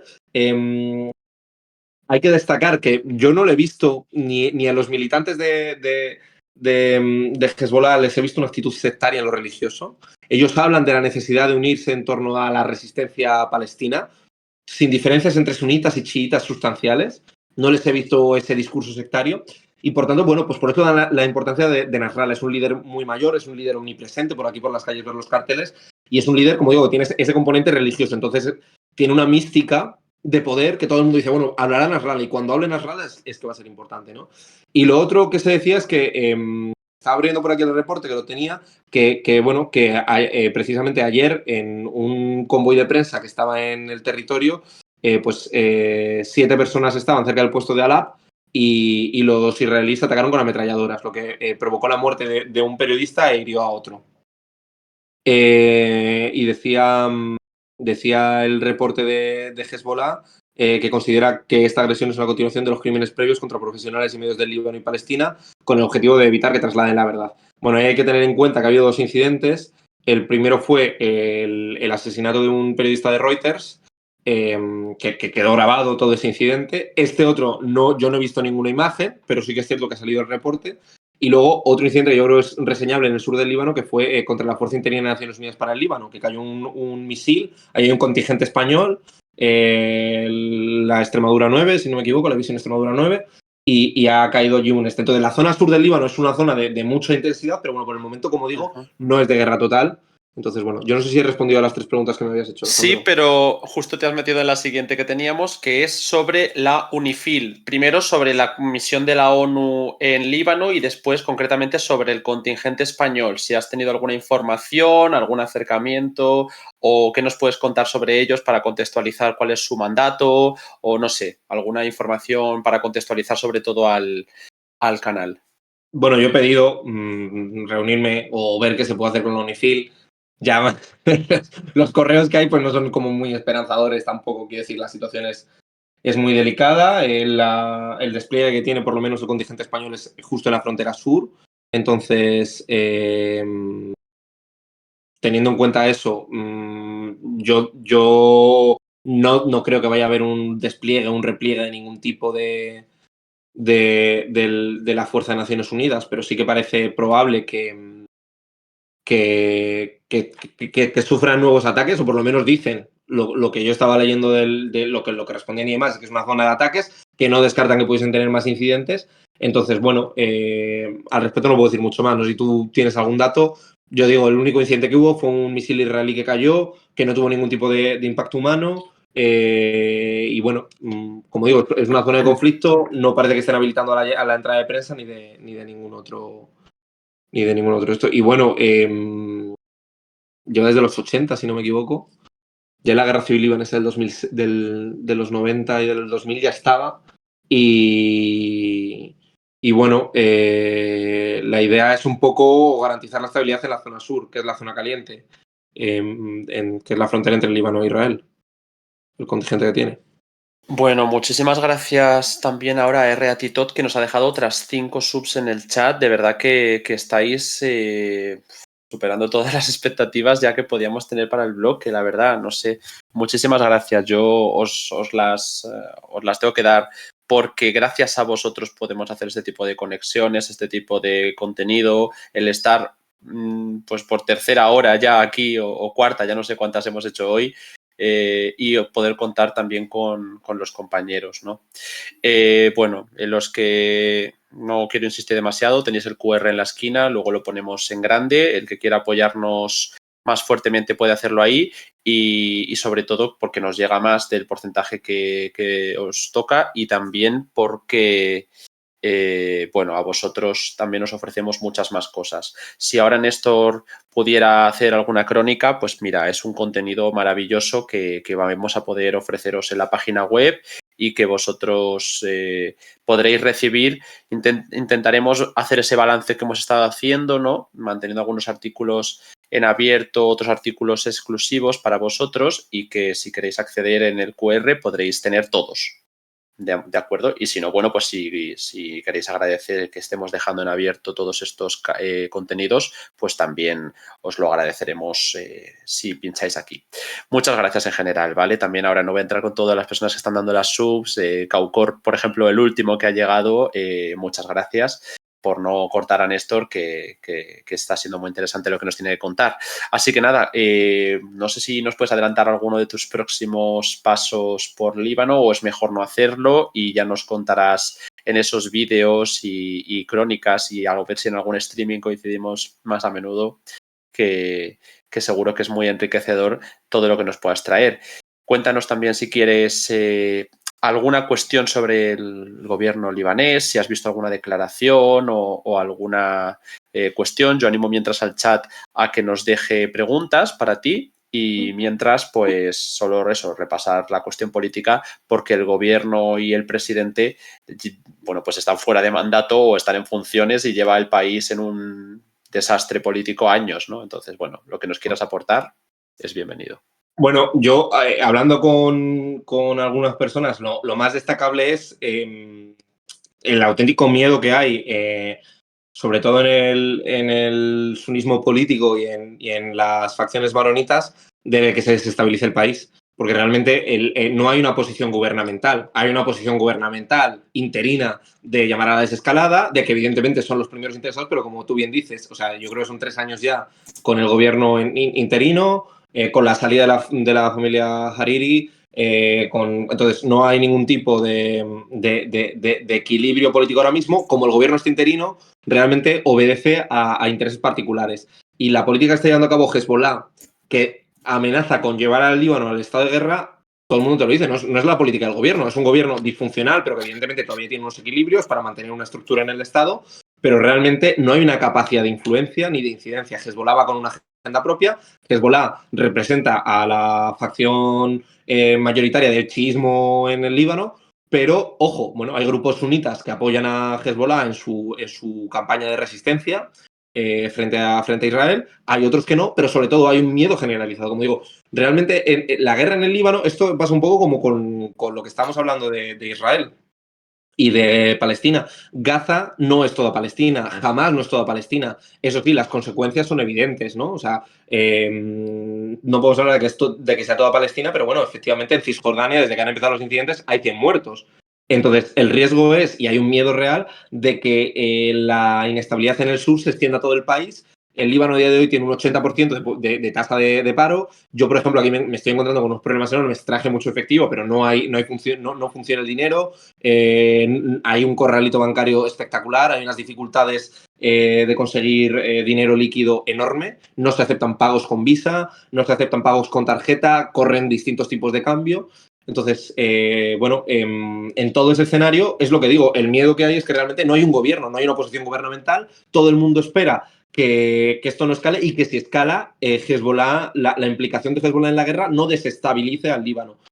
Esto ya es mi opinión personal, no tengo ningún criterio sobre el terreno que me lo sostenga, pero yo no veo que haya un riesgo grande de que esto derive en la guerra civil, que es el gran fantasma colectivo, es el gran trauma colectivo que tiene el Líbano. Fue tan traumática la guerra civil libanesa y además con intervención siria, con intervención israelí, con intervención iraní, todos los vecinos estaban interviniendo y fue tan traumático que, bueno, ese equilibrio sectario, aunque sea inútil, nadie se atreve a romperlo. Nadie se atreve a romperlo porque sería una auténtica olla entonces a presión. Entonces, en mi opinión, todo el mundo tiene miedo a lo que pueda pasar, pero parece que el escenario menos malo es que entre Hezbollah en la guerra, que esto tenga consecuencias para el Líbano, pero que no vaya más allá. Que consigamos intentar empujar las consecuencias a la parte chiita y que eso no contagie a maronitas, a sunitas o que no contagie a la institucionalidad libanesa. Ese es el riesgo, que la eventual participación de Hezbollah desestabilizase más el Líbano. Como es que es un estado que está a punto de ser un estado fallido, si me apuras. Bueno, son palabras gruesas, ¿no? Pero es verdad que estoy completamente de acuerdo en lo que dices de que el equilibrio es inoperante, por no decir inútil, al mismo tiempo que es lo único que les evita un conflicto. O sea, realmente ese equilibrio sectario es muy importante en Líbano. Sabemos que el país está bloqueado desde hace años y que es muy difícil, ¿no? que pueda desbloquearse la situación política, pero si no fuera por ese equilibrio, ya habría probablemente combates de nuevo en el país, ¿no? Entonces, eso que nos planteas es muy importante. No sé si has podido hablar con gente de todas las facciones a nivel sectario, ¿no? A nivel de religiones y de grupos dentro de las comunidades musulmanas o no, pero bueno, si tienes la posibilidad, pues sería muy interesante también que nos lo trasladaras. Por esto de que yo personalmente, las personas que he conocido, creo que eran chiíes de Líbano, dicen eso, ¿no? Es como ningún grupo tiene la capacidad de hacerse con todo el poder, ni tampoco conviene, porque se desata un conflicto. No he tenido la oportunidad. Es lo que me gustaría. Todavía no he podido visitar tampoco los barrios cristianos maronitas. Y efectivamente hay ese control muy precario, ¿no? Incluso aquí es sorprendente. Bueno, a mí una de las cosas que más me ha sorprendido personalmente, porque no lo dimensiona realmente, y no, yo creo que no lo dimensionamos ni los que estamos dentro, es el grado de simbiosis que existe entre la comunidad palestina libanesa y Hezbollah y la comunidad sunita y chiita. Y ojo, además, Hezbollah, que es chiita, y la migración palestina es sunita. Pero, como digo, no hay una gran diferencia y sectaria enorme. Es decir, me sorprende el grado de coordinación porque ellos dicen que están entrenando juntos, que están preparando las ofensivas juntos y que 7 mártires que han muerto en el sur del Líbano, pues están participando en las operaciones directamente con Hezbollah. Entonces, bueno, ves carteles de distintos partidos libaneses. Yo no he tenido la ocasión de hablar con ninguno. Bueno, la intención es poder tener encuentros o hablar con algún alto representante, hablas con militantes, hablas con simpatizantes, hablas con gente de base y todos tienen, ya digo, entusiasmo en la guerra. Y fíjate que me parece, yo cuando estaba en Shatila, con el simbolismo que tiene el campo de Shatila, me venían a decir, y solo con eso puedes comprender la dimensión de la guerra. Dice, mira, si nos van a matar, que nos maten, pero que hagamos el ruido de que nos oigan, ¿no? Entonces, hay una concepción de mártir como elemento que vertebra todo eso, es decir, es la lucha, y decir, si ya me están matando, si yo ya estoy muriendo, que muera de una manera que me oigan, que haga ruido. Entonces, hay una convicción. O sea, a mí solo me he encontrado un paralelismo con el Sáhara cuando yo estaba unos meses antes de la guerra y volví después del inicio de la guerra y había una felicidad por ir. Y es esa concepción. Y es verdad que no la entiendes, no, una perspectiva occidental no la entiendes, no la entiendo yo, que estoy ahora mismo aquí y que me he intentado, y claro, luego ya cuando ves las condiciones en las que está el campo de Shatila, o en las que está la población libanesa, o en las que está la población palestina, dimensionas, no digo que lo justifiques, pero lo comprendes por lo menos. Mira, es que hasta en Ucrania he visto ese tipo de sentimiento, ¿no? Que es una cosa que nos choca. Entonces, es verdad que es eurocéntrico, pero también es verdad que es de estar en nuestra burbuja de paz y de ver que en el planeta no hay continente en el que no haya habido conflictos armados con actores estatales o paraestatales y claro, la gente dimensiona de otra manera. Pero es verdad que en el caso de Oriente Medio, lo que tú nos comentas, el componente mártir es muy importante, más de lo que nos pensamos en Occidente, no solo en el Líbano, ¿no? Esto has hablado de Palestina y del Sáhara Occidental, pero es una cuestión que en Irak y en todos estos países mueve muchísimo todo el concepto mártir. Entonces, bueno, no sé si quieres comentar algo al respecto, pero también te quería plantear, ya que tú has estado muy involucrado con instituciones europeas, hemos estado antes hablando Manu y yo sobre el papel de Alemania, y de otros países, de Reino Unido, de Estados Unidos, occidentales. Bueno, el descontento que ha habido en la Unión Europea por el cierre de filas con Israel, y no sé si en el Parlamento se ha vivido algo tan relevante, porque al final la Comisión es la que pues tiene iniciativa legislativa en el Parlamento, pero bueno, que alguna reacción importante habremos recibido del Parlamento Europeo o de algunos grupos políticos en Europa. Bueno, esta semana, justo el miércoles, se debatió una resolución en el Parlamento Europeo y el jueves se aprobó la resolución sobre el conflicto en la Franja de Gaza. Y bueno, a mí me da la sensación de que una especie, yo me atrevería a decir un poco de sobreactuación en el apoyo a Israel. Poco a poco sí que tiene una contestación por las imágenes que han ido llegando. El martes se bombardea el Hospital Baptista de Gaza y eso condiciona un poco, en mi opinión, la opinión pública europea. Yo, en todo caso, hay que ver que el contenido de la resolución, que yo sí que la he leído, no supone un parteaguas con Israel. Lo que sí que es cierto es que hay un distanciamiento y que ya hay familias políticas europeas que, bueno, sí que es cierto que hay la mayoría tradicional del Parlamento Europeo, que es socialdemócratas, EPP y liberales, que sirve para dar un respaldo a Israel con los dos grupos de extrema derecha, con Identidad y Democracia y con ECR, con conservadores y reformistas, y hay un amplio consenso en el apoyo a Israel. Lo que ya sí hay una diferencia es ¿qué es la legítima defensa? No se ha sobrepasado Israel en la legítima defensa. Bueno, pues hay dos posiciones muy claras dentro de la Comisión Europea, que era Josep Borrell, que intervenía diciendo, bueno, es que precisamente porque condeno los actos de Hamas no me puede ser indiferente lo que ocurre en Gaza, y está Ursula von der Leyen y Roberta Metsola, que es la presidenta del Parlamento Europeo, que están con una posición abiertamente sionistas. Entonces hay fisuras, hay brechas internas. Yo diría que esa posición y esos equilibrios se van a tensionar cada vez más cuanto más se alargue el conflicto, y que lo que ocurrió el martes fue clave, porque el jueves se votaba la resolución, el miércoles se debatía y el martes cayó la bomba en el hospital de, bueno, falta de determinar qué pasó, en el hospital Baptista. Entonces, sí que es cierto que hay un apoyo, pero yo diría que de la sobreactuación inicial, viaje express a Israel, apoyo total, Roberta Metsola y von der Leyen con un chaleco antibalas, a lo de ahora, de decir, quizás está sobrepasando el derecho de autodefensa de Israel y no es admisible lo que estamos viendo. Yo creo que es sintomático de cómo la opinión pública europea está cambiando. Aunque, ojo, la opinión pública, en mi opinión, va por delante del criterio político. Las expresiones de solidaridad son enormes. Habrá prohibición de las manifestaciones, pero a ver qué escenario habíamos visto, que había manifestaciones simultáneas en Francia, en Alemania. ¿En qué conflicto internacional lo hemos visto? Quiero decir, ha habido movilizaciones a favor de Ucrania, pero yo creo que ha habido movilizaciones mucho más masivas en apoyo a Palestina que movilizaciones en apoyo al envío de armamento de Ucrania o de tal. O sea, las movilizaciones de Ucrania que pasaron al principio, el primer mes, esto ya es opinión personal, pero bueno, Alejandro, vosotros me completáis, pues tenían impacto, pero yo he visto a la comunidad, desde luego en España, en la parte que me toca, las manifestaciones de Madrid han sido mucho más numerosas, yo me atrevería a decir, las pro-palestinas, que las que hubo al principio con esto. Y la opinión pública en Reino Unido, en Francia y demás, yo creo que también, que es una buena comparación, ¿eh? Es una buena comparación.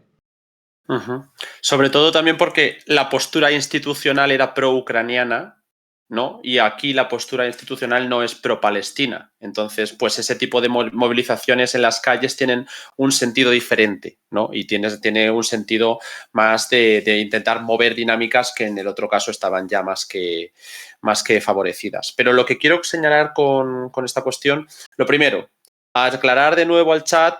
Cada vez que mencionamos al hospital, que es que lo vamos a seguir mencionando, señores, ha ocurrido algo en ese hospital y lo hemos explicado en un hilo, hemos explicado en directos. No se puede decir que qué pasa, que estamos dando validez a una autoría o a otra. Estamos hablando de las consecuencias que desde el primer día insistí. Lo importante es que ha fallecido gente, las cifras que se acaben aclarando, y que eso tiene unas consecuencias políticas y sociales en los países árabes que hemos explicado, y ahora Néstor nos está hablando de las consecuencias en países europeos. Evidentemente, sean muchos o menos fallecidos, las consecuencias políticas en Europa derivan de este ataque o de este incidente o como lo queráis llamar. Así que es importante, por supuesto, que nos lo cuente y hablar del tema.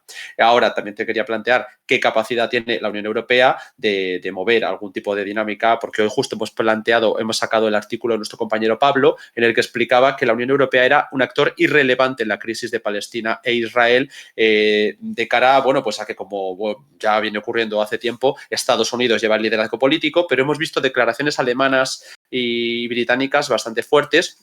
Británicas van aparte, ¿no? Pero las alemanas en general están siguiendo la línea de von der Leyen, de intentar hasta controlar el discurso que se mueve en la Unión Europea. No sé si has podido ver algo o que alguna de las declaraciones de líderes de la Comisión que puedan chocar o no con personas en el Parlamento Europeo tengan relevancia de cara a envíos de armas, a apoyo político, apoyo diplomático, o de qué estamos hablando, ¿no? ¿En qué términos nos movemos en Europa ahora mismo?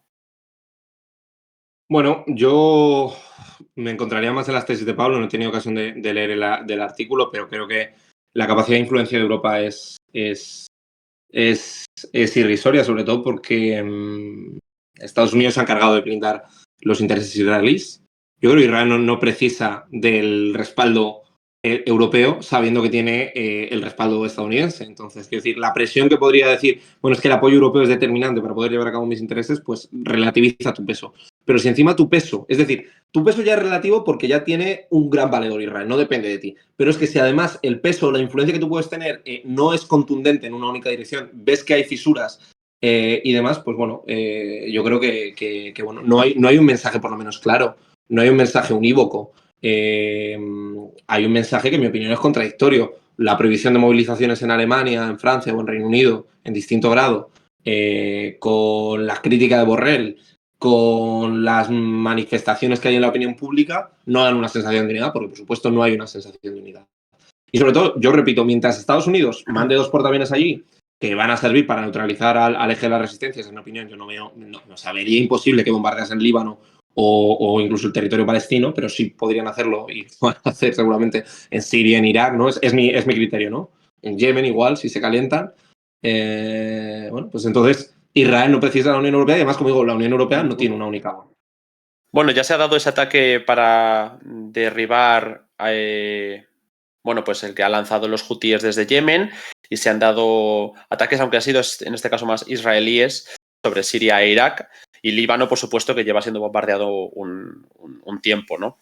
Bastante tiempo, pero bueno, dentro de esta crisis, pues esos días. La cuestión aquí entonces es tú, bueno, no tendrás conocimiento, ¿no?, de si están llegando milicias iraquíes o sirias o de cualquier otro punto del eje de la resistencia al Líbano, pero consideras que es más improbable que se dé una respuesta estadounidense sobre suelo libanés, aunque Israel evidentemente ya esté atacando esa zona.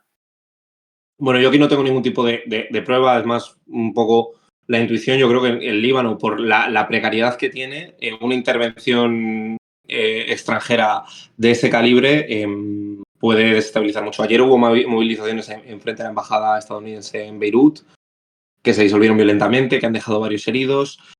Hay una misión de Naciones Unidas en el sur, el FIL que estábamos hablando antes. No hay un equilibrio gubernamental. A mí me hace pensar más que precisamente Estados Unidos, si quiere intentar hacer predecible por lo menos la escalada del conflicto e intentar reducirla, el intervenir militarmente en el Líbano tiene un riesgo enorme de que Hezbollah nacionalice el conflicto, lo lleva a gran escala, terminásemos viendo enfrentamientos o disturbios en Beirut, en los barrios europeos. Entonces, a mí eso es lo que me hace pensarlo, pero es verdad que no tengo ninguna evidencia que me haga confirmarlo, la verdad. Bueno. Y respecto a las brigadas aquí o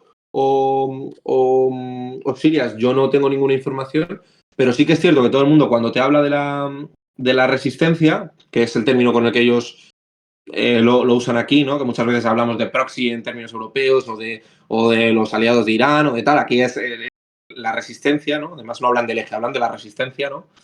Sí que me sorprende que están muy presentes, mucho más de lo que pueden estar en el imaginario colectivo europeo, ¿no? Y sí que todo el mundo habla vamos, todo el mundo, 2 o 3 personas con las que he hablado ya de ese nivel, todo el mundo da por hecho que depende mucho de lo que diga Nasrallah, de lo que haga Hezbollah, pero que en concreto Siria e Irak serían claves. De los hutíes yo no me han dicho nada a nadie, de la eventual participación directa de Irán tampoco, pero bueno, sí. Uh-huh. Bueno, creo que vamos a tener que ir cerrando. Me parece muy interesante el tema de la protesta que has mencionado en la embajada en Líbano, ¿no? En Beirut, porque esto, como llevamos todo el streaming hablando y varios días hablando del tema del hospital, de nuevo, porque en el chat siguen sin estar contentos con ninguna forma de explicar el tema, cualquier reacción política se debe comentar porque es importante. Es decir, si hay una manifestación que está desbordando los números en Túnez, en Irak, como hemos visto, en Estambul, en Jordania, eso es una consecuencia política de un acto, sea mayor o menor. Y por lo tanto nosotros no estamos aquí para decir una cosa u otra, sino para trasladar la información que tenemos y para explicar las consecuencias que está teniendo, aunque al final acabe siendo otra historia completamente distinta que, por supuesto, os traeremos cuando se sepa. Pero lo importante aquí es lo que nos cuenta Néstor. Es que en Líbano se ha comprado una retórica de la resistencia que culpa a Israel y que se está manifestando en embajadas, en la embajada de Francia, en Estados Unidos, en todo este tipo de sitios. Entonces, eso es muy relevante porque son manifestaciones algunas históricas. La de Túnez o la de Bagdad son multitudinarias. La de Saná en Yemen es multitudinaria. Entonces, yo no sé las de Líbano, Néstor, si así por cerrar, ¿tienes alguna información de cómo están los ánimos con occidentales, ¿no? Al nivel de Estados Unidos, Francia, que planteaba por las manifestaciones en las embajadas, o si se responsabiliza solo a Israel? Bueno, en la manifestación de frente a la embajada estadounidense señalan la represión que ha habido y en el campamento de Shatila había gente del Frente Popular para la Liberación de Palestina que estaba cojeando y que enseñaban, ¿no? Muy orgullosos todo el este. Incidía mucho, y es verdad que es importante, en el carácter unitario que están teniendo las movilizaciones, y eso es muy importante. Incluso dicen que Fatah no está teniendo un papel, desde luego en Gaza, pero en Cisjordania está tensísima la situación, que los militantes de Fatah a título individual o con cierto apoyo están yendo también. Entonces, las movilizaciones están siendo muy importantes, están siendo constantes, o sea, se están reproduciendo, muy esporádicas, muchas pintadas. Entonces, sobre todo cuando cae la noche, yo evidentemente no me he ido ahora a dar un paseo, pero que dicen que cuando cae la noche ya van varios días que de manera más o menos organizada hay brigadas de las juventudes, de los partidos y de las facciones palestinas que van con hacer grafitis, que van a tal, o sea, hay un ambiente general de excitación. Yo diría que es que de verdad que es excitación. A mí lo que me transmitían era auténtica excitación por el escenario que había. Y como digo, además, había un optimismo, ¿no? O sea, estamos unidos, hay una convicción, tal y cual, no sé qué. Sí que es cierto que todo el mundo habla con odio de Abu Mazen, de Mahmoud Abbas. No he hablado con militantes de Fatah, de Al-Fatah, pero quiero decir, entre las facciones más duras. Y bueno, pues dicen que la situación en Cisjordania, que es muy dura, yo eso tampoco lo puedo confirmar. Es verdad que las cifras de 100 muertos pues están ahí. Y señalan mucho Occidente como cómplice, desde luego, y también me ha sorprendido la dureza con la que hablan, que yo ya la daba por hecho, pero la ratifico, que están hablando con mucha dureza de la Autoridad Nacional Palestina. No tanto a lo mejor de Al-Fatah como partido, pero sí de Mahmoud Abbas, y de hecho decían que en las movilizaciones que hubo el miércoles por lo ocurrido en el Hospital Baptista, que hubo movilizaciones en Ramallah, en West Bank y demás, y que la policía palestina, las fuerzas de seguridad palestinas, que precisamente al disolver habían matado a una menor. Yo eso no lo sabía, no lo había leído. Es decir, que había un grado de tensión interno en Cisjordania que es enorme también. Entonces, el colaboracionismo, ¿no? Esa idea de colaboracionismo, lo dicen con un odio, la palabra, brutal, ¿no? Y gana más peso, ¿no? La idea de colaboracionismo en Palestina es muy fuerte, pero ahora parece que es muchísimo más, evidentemente, claro. Sí. Bueno, pues nada, esto es lo último que vamos a poder tocar hoy. Solo por señalar lo de Cisjordania, sí que nosotros hemos seguido en nuestro hilo de protestas de Cisjordania. Ya sabéis que tenemos disgregado la información en ya 7 hilos, ¿no? Sobre Gaza, Cisjordania, el frente libanés, las declaraciones del eje de la resistencia, las reacciones internacionales, los ataques a Estados Unidos y el gobierno interno israelí. Y la cuestión de Cisjordania efectivamente escaló no solamente en Ramallah y en Jerusalén, sino en muchísimas ciudades durante la crisis post-hospital, ya ha quedado claro, y hubo un aumento de las víctimas mortales confirmadas, pues que pasó desde, creo que a principios de semana eran en torno a 50 y esta mañana ayer por la noche daban 70 y algo, ¿no? Entonces lo hemos comentado hoy aquí, parece que está aumentando todavía el número, no son las cifras de Gaza, y no son las cifras en general que se han dado con esta crisis en otros puntos del sur de Israel, pero bueno, que son unas cifras importantes. Y hoy, pues este último ataque que hemos visto en Nablus, pero sí, en general, por toda la Cisjordania está habiendo incidentes, ataques, algunos pogromos, algunos asaltos contra colonos, algunos contra palestinos, así que bueno, muchas gracias a Néstor por toda la información que nos ha traído desde Líbano. Espero que otro día podamos conectar un poquito más de rato y si no, pues veremos a posteriori toda la información que queráis porque él nos podrá traer al streaming su experiencia a posteriori, como hicimos nosotros con el caso de Ucrania y el seminario del espacio postsoviético desde dentro y de otros puntos de ese espacio postsoviético, por supuesto. Y Néstor, pues cuídate muchísimo, ten mucho cuidado porque están pidiendo la evacuación de muchos ciudadanos no solo occidentales, ¿no? También de países de la región, países árabes y bueno, pues ten mucho cuidado con ello, intenta aprovechar al máximo para bueno, conocer lo que puedas y bueno, pues gracias en general. Bueno, justo ahora que lo decías, estaba viendo, me llegaba antes de conectarme el llamamiento de Arabia Saudí, que es muy simbólico porque tiene un efecto arrastre grande en el mundo árabe. Yo creo que también estaba Oman. Entonces, bueno, está empezando a cerrarse el espacio aéreo. Algunos países ya desde hace tiempo, Lufthansa, compañías como Lufthansa ya no ofertan vuelos, pero bueno, como digo, como dicen los libaneses, bailando al borde del volcán, vamos a ver todo lo que se pueda bailar sin ponernos del todo en el borde, pero bueno, en lo que se pueda, pues ahí estaremos y desde luego, ahora en cuanto acabe, yo me pondré con la crónica y espero poder estar pronto. Y a mí la verdad que me encanta poder estar en Descifra contándolo en primera persona, o sea que ojalá todo lo que pueda estos días y lo que me permita el wifi, inshallah, pues por aquí estaremos. Bueno, pues esperemos que sea así, hijo. Pues tengo ya ganas de verte de vuelta y que nos lo cuentes con calma. Muchas gracias, Néstor, y también a Manu, que ha estado con Os nosotros. voy a llevar un recuerdo de los campos. Por lo menos a los que os vea. A Edu y a ti os voy a ver porque va a pasar por vuestra tierra pronto. Pero bueno, os llevaré un recuerdo, os lo prometo. Muchas gracias, entonces, bueno, cuídate de verdad, cuídate mucho. Lo tengo aquí.